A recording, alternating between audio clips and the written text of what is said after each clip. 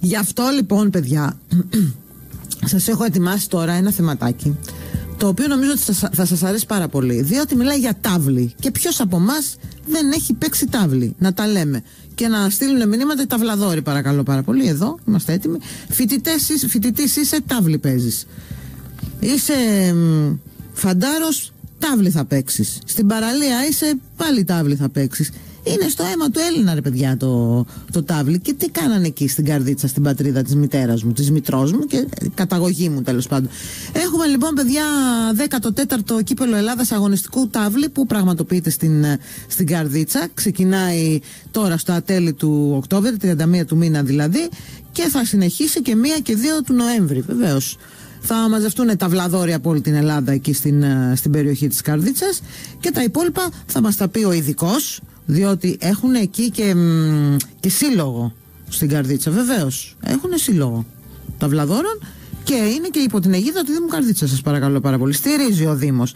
Έχουμε λοιπόν μαζί μας εδώ στην Έρα Σπορ έναν άνθρωπο ο οποίος είναι και ο ίδιος, έτσι, πώς να το πω τώρα, είναι αθλητής. Ναι, διότι από τη στιγμή που είναι άθλημα και έχουν πρωτάθλημα, είναι αθλητής και πολυνίκης αθλητής. Ο κύριος Ευάγγελος Λωριδάς είναι εδώ μαζί μας. Είναι και γενικός γραμματέας, αν δεν με απατάει η μνήμη μου, στον σύλλογο, και θα μας πει τις λεπτομέρειες. Καλημέρα. Καλημέρα, Λωρίδας, έτσι. Λωρίδας. Λάθος δικό μου, συγγνώμη, κύριε Λωρίδα. Ακούγομαι καλά, έτσι. Μια χαρά ακούγεστε. Για μιλήστε μας τώρα, να ξεκινήσουμε για το αγωνιστικό τάβλι, το οποίο εγώ προσωπικά, εντάξει, ενώ γίνεται χρόνια, κάπου στο είχα ακούσει, αλλά δεν ήμουν και σίγουρη ότι ισχύει αυτό. Πώς έγινε το τάβλι αγωνιστικό? Λοιπόν, πρώτα απ' όλα καλημέρα και χρόνια πολλά στους εορτάζοντες. Χρόνια πολλά στη Θεσσαλονίκη, έτσι. Σωστά. Τώρα το αγωνιστικό τάβλι δεν είναι τίποτα άλλο από τις πόρτες. Α, μάλιστα. Τις πόρτες, τις κλασικές πόρτες που γνωρίζουμε όλοι, με ένα ζάρι διπλασιασμού που λέγεται βίδος. Το ζάρι αυτό διπλασιάζει την αξία του παιχνιδιού. Βρίσκεται στο 2, στο 4, στο 8 και ανάλογα με τις συνθήκες του παιχνιδιού μπορεί να το προτείνει ο ένας παίκτης στον άλλο. Με ταυτόχρονα τη δυνατότητα του άλλου να ξαναπροτείνει. Να το πάει στο 4 π.χ.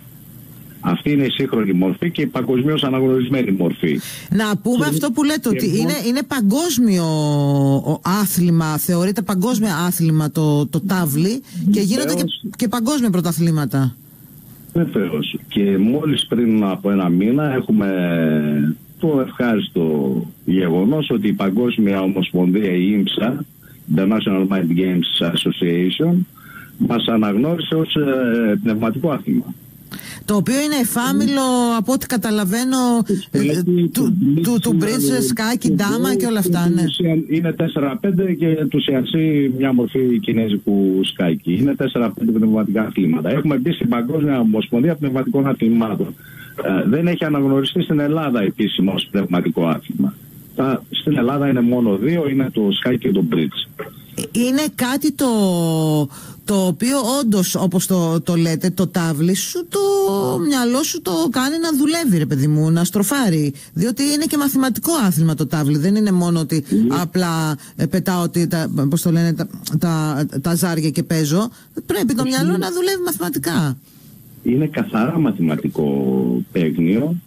Μάλιστα, σε κάποιες χώρες έχει εισέλθει στα σχολεία ως μάθημα επιλογής μικρών παιδιών. Μην σας φανεί περίεργο, επειδή έχει τα ζάρια. Επειδή τα παιδιά μέσα από το παιχνίδι μπορούν να αναπτύσσουν τις μαθηματικές ικανότητες. Βέβαια. Χαρακτηριστικά σε αυτές τις χώρες είναι η Δανία και η Ιαπωνία. Και πάλι μην σας φανεί περίεργο για αυτές τις χώρες ότι το έχουν αναπτύξει σε τέτοιο βαθμό. Δεν είμαστε εμείς εδώ οι Τούρκοι που κάποιοι νομίζουν, ή της ανατολικής, του ανατολικού κόσμου που παίζουμε τάβλη. Ναι, γιατί έχουν αναπτύξει σε πάρα πολύ μεγάλο βαθμό. Η εικόνα είναι αυτή, ότι είναι στις χώρες αυτές που είναι προς την Ανατολή ή τα Βαλκάνια ανεπτυγμένο το τάβλι, αλλά μου λέγατε έτσι και σε μια κουβέντα που είχαμε ιδιωτική, ότι ακόμα και στη Δανία και τη Σουηδία υπάρχουν εξαιρετικοί παίκτες. Χαρακτηριστικό παράδειγμα είναι η Δανία, η οποία έχει εγγεγραμμένους παίκτες επίσημα με δελτίο, έτσι, αγωνιστικό δελτίο, 30.000 παίκτες.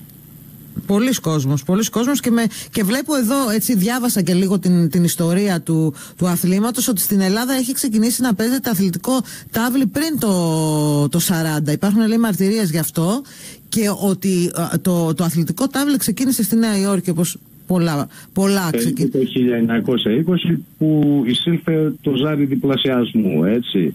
Κυρίως, να πούμε ιστορικά, σας διακόπτω, ότι προέρχεται από τη Μεσοποταμία, όπως πολλά άλλα πράγματα, την Περσία, τους Πέρσες. Τα πρώτα γραπτά και ταμπλό τάβλη βρέθηκαν στην πόλη Ουρ, και από εκεί διαδόθηκε στον άλλο κόσμο. Τεράστια άνθηση γνώρισε μετά το Μεσαίωνα στην αναγέννηση στην Αγγλία και στη Γαλλία με τους Λουδοβίκους. Ήταν εξαιρετικό παίγνιο για τους βασιλείς, ξέρω εγώ, αλλά και για το κοινό λαό. Και από εκεί πήρε και τη μορφή, πήρε και το όνομά του Back Games, δηλαδή το χτύπημα πουλίου που γυρίζει πίσω το πουλί. Η διεθνής ονομασία του τάβλι, αυτό που λέμε τάβλι, είναι Back Game. Έτσι, αυτό αναγνωρίζουν όλοι οι λαοί και όλος ο κόσμος ως αγωνιστικό τάβλι. Πόσος κόσμος θα έρθει στην πόλη της Καρδίτσας για να πάρει μέρος, δηλαδή πόσοι αθλητές? Υπολογίζουμε σίγουρα πάνω από 50. Υπάρχουν σύλλογοι σε όλη την Ελλάδα? Υπάρχουν σύλλογοι όχι σε όλη την Ελλάδα. Είμαστε περίπου 6 σύλλογοι. Φέτος ενεργοποιήθηκε και ο Σύλλογος των Τσικάλων. Υπάρχει στην Κρήτη σύλλογος, στη Λάρισα και 2-3 σύλλογοι στην Αθήνα. Κέντρο της Αθήνας είναι ο ΠΑΧ, για όσους φίλους ενδιαφέρονται, όμιλος πνευματικών αθλημάτων Χολαργού. Είναι στο Χολαργού. Να πάω, είναι δίπλα. Εκεί αναπτύσσει και το σκάκι και το bridge. Και το bridge, νομίζω, ναι, ο συγκεκριμένος σύλλογος. Είναι Παλινίας, ένας πολυχώρος. Ναι, όντως. Εκεί μπορούν να... Και τι προετοιμασίες έχει κάνει, έτσι, η πόλη της Καρδίτσας για να δεχτεί όλο αυτόν τον κόσμο? Γιατί φαντάζομαι ότι μαζί τους θα έρθουν και συγγενείς, φίλοι. Βοηθάει την περιοχή, φαντάζομαι. Στην κοινότητά μας εμείς κάνουμε και εξασφάλισαμε και τη βοήθεια του Δήμου, που θα σπονσοράρει, έτσι, κάποια έξοδά μας στο ξενοδοχείο. Εξασφαλίσαμε κάποιες ειδικές τιμές στο ξενοδοχείο. Από εκεί πέρα τα έξοδα και όλη η διοργάνωση ανήκει στον ΣΑΤΟΚ, στον όμιλο σύγχρονο αγωνιστικού τάβλι Καρδίτσας, που παρέχει μια εκδήλωση υψηλού επίπεδου σε μια φανταστική αίθουσα στο ξενοδοχείο Κιέριον.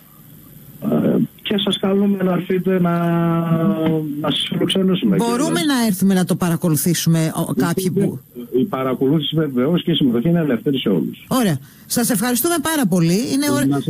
Να πω και κάτι άλλο. Ναι. Σήμερα με την ευκαιρία γίνεται ένα υπέροχο τουρνουά στο καζίνο της Πάρνηθας, στο εστιατόριο του καζίνου. Εδώ πάνω σε εμάς. Όχι μπάκα αγωνιστικό τάβλι με το βίδο, είναι οι πόρτες, μόνο πόρτες. Μόνο πόρτες.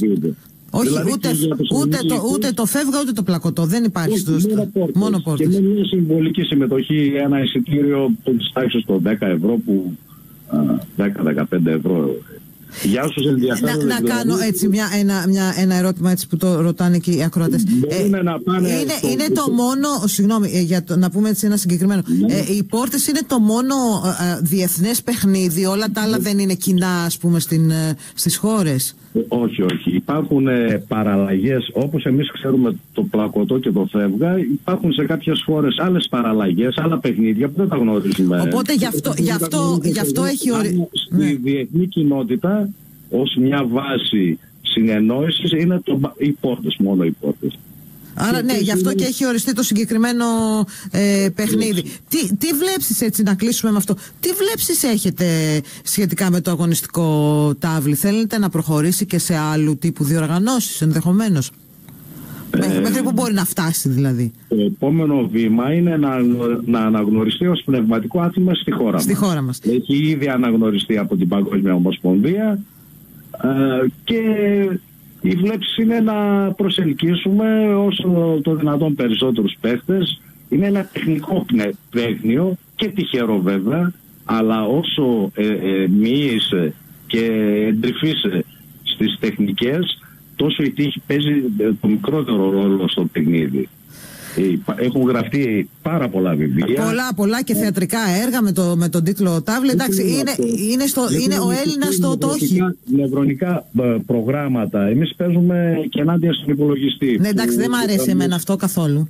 Μας κωδικοποιεί τα λάθη μας ναι. Και ξέρουμε, ας πούμε, σε παγκόσμιο επίπεδο πού βρίσκονται οι παίχτες, ποια είναι η αξία τους. Με βάση το personal performance, το PR. Αλλά αυτά είναι τεχνικά θέματα που αφορά λίγο προχωρημένες καταστάσεις. Λοιπόν, το βασικό είναι να παίζουμε. Έτσι, και να περνάει καλά ο κόσμος που παίζει τάβλη, να σας ευχηθούμε. Θα χαρούμε να σας δούμε στην Καρδίτσα σας την Παρασκευή 31 που ξεκινάει το τουρνουά. Παράλληλα θα έχει και είναι το Πανελλήνιο Κύπελλο αγωνιστικού τάβλη. Παράλληλα θα έχει και έξτρα τουρνουά, μικρότερα jackpot, και θα είναι με ένα τρίμερο ταυλικό γεμάτο events. Να σας ευχαριστήσουμε πάρα πολύ που ήσασταν εδώ σήμερα. Να επαναλάβω ότι εντάξει, το τάβλι λίγο πολύ εμείς αθλητές δεν είμαστε, αλλά ξέρουμε να παίζουμε, οι περισσότεροι Έλληνες. Να είστε καλά, καλημέρα και φιλιά στην Καρδίτσα. Ευχαριστώ πολύ. Καλημέρα. Και πάμε